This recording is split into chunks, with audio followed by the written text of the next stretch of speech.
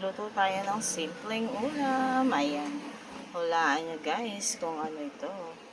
Ayan. Ang ating simpleng ulam. Ayan. Kasi nagsasawa na kami sa mga karne. Ayan. Kaya tayo ay magluto naman ng gulay. Ayan. Tara na guys. Tayo ay pagluto na. Ayan. Let's start. Ayan guys, pinagsama ko na ang bawang sibuyas at kamatis.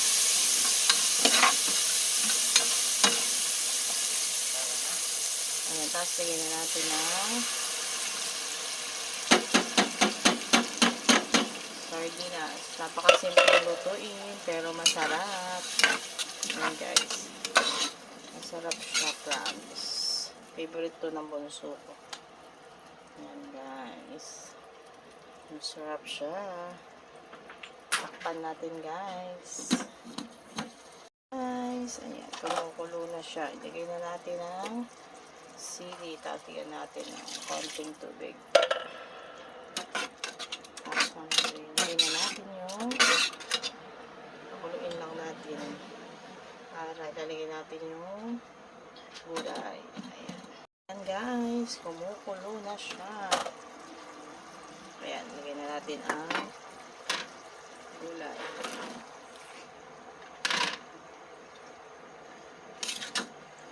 Simpleng ulam, pero masarap siya.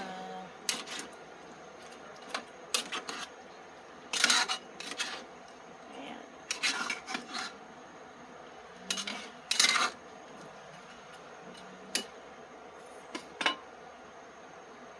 Pan natin siya guys.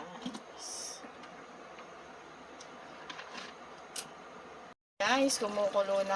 Ayan, luto na ang ating ulam. Ayan, kayo guys, ano ang inyong ulam? Ayan, tayo ay kakain na.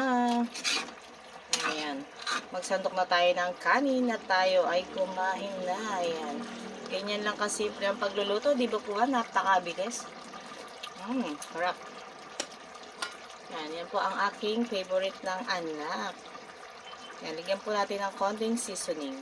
Guys, ligyan na natin ng pampasarap. Ayan. Konti lang siya guys. Yan lang ang aking pinaka asin siya. Pero hindi naman ako naglalagay ng para hindi siya maalat. Ayoko maalat. Okay na siya guys. Ayan. That's it na. Tara na guys. Kainan na tayo. Ayan. Thank you for watching guys. Kain na tayo. Ayan.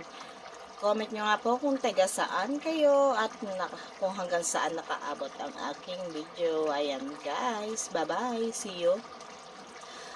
See you tomorrow. Bye bye guys. Ayan. Love you all.